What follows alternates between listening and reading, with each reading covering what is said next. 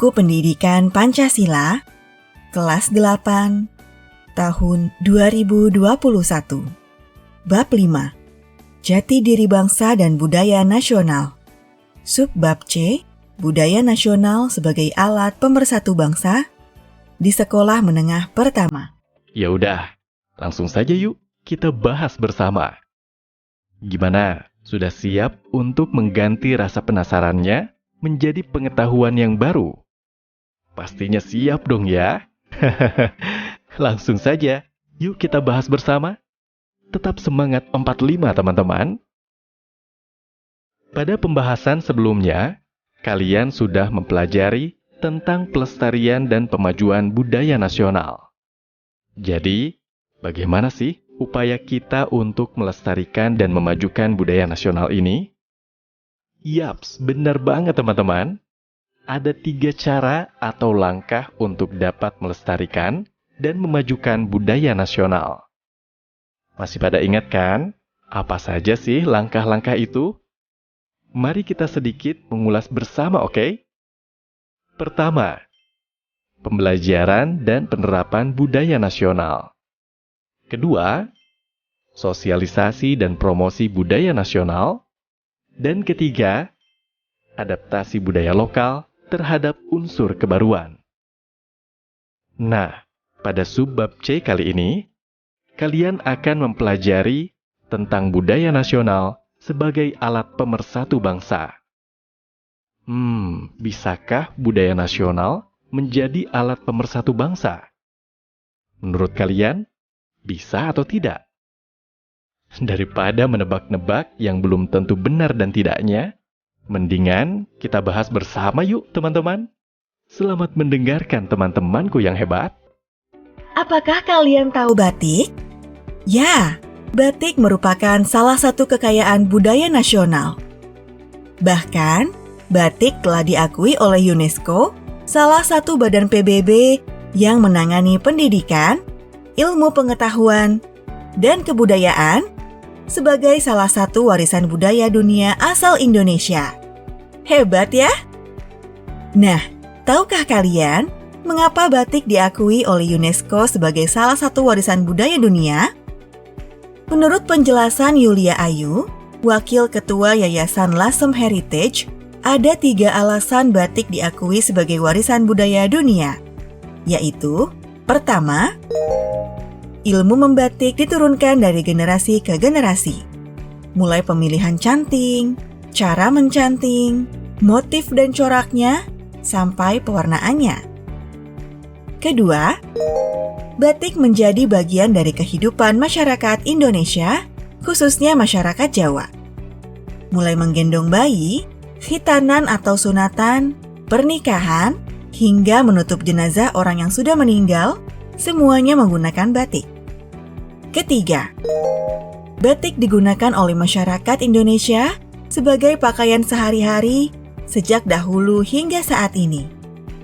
Batik bukan hanya digunakan dalam suasana non-formal, namun juga dalam suasana formal, seperti pakaian dinas kantor dan seragam sekolah. Bahkan, batik juga menjadi busana resmi perwakilan bangsa Indonesia pada acara-acara internasional. Sekarang, kita simak yuk penjelasan mengenai gambaran tentang batik. Batik adalah hasil karya bangsa Indonesia yang merupakan perpaduan antara seni dan teknologi oleh leluhur bangsa Indonesia. Batik ini merupakan kekayaan budaya nasional yang telah diakui UNESCO sebagai warisan budaya dunia. Batik bukan hanya digunakan oleh masyarakat Jawa, namun juga dikenakan oleh masyarakat Sumatera, Kalimantan, Sulawesi, Papua, dan lain-lain. Batik setiap daerah Indonesia memiliki motif, corak, dan makna berbeda sesuai kearifan lokal masing-masing. Hal ini menunjukkan batik bukan hanya menjadi budaya nasional, namun juga menjadi alat pemersatu bangsa. Indonesia adalah negara majemuk yang terdiri dari sekitar 300 suku bangsa dengan keragaman budaya dan adat istiadat yang berbeda. Sejatinya, Ini semua merupakan karunia yang besar dari Tuhan Yang Maha Esa yang harus disyukuri. Ini merupakan potensi luar biasa jika dikelola dengan baik.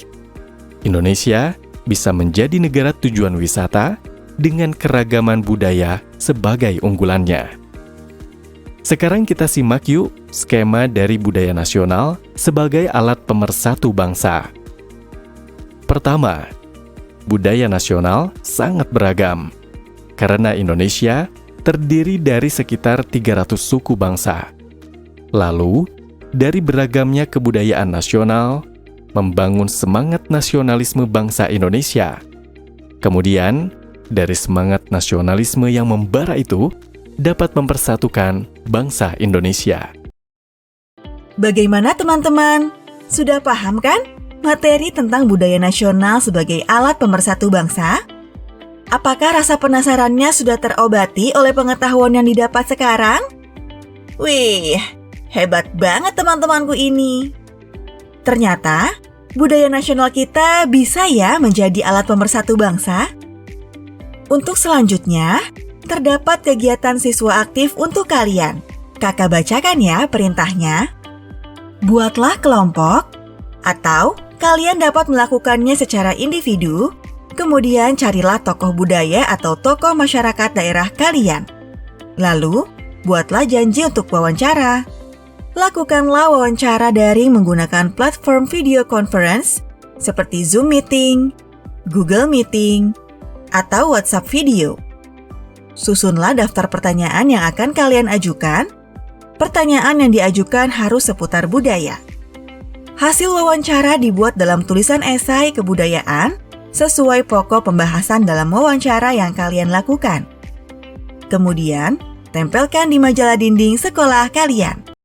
Teman-temanku yang hebat, pembahasan subbab C sudah selesai kita kupas tuntas bersama. Untuk selanjutnya, kita akan membahas tentang kebudayaan nasional dan tantangan era globalisasi pada subbab D. Tantangan pasti selalu ada ya dimanapun dan kapanpun. Apalagi ini menyangkut identitas dan jati diri bangsa. Pasti tantangannya pun tidak sedikit. Penasaran kan? Seperti apa tantangan yang akan kita hadapi untuk menjaga jati diri bangsa ini?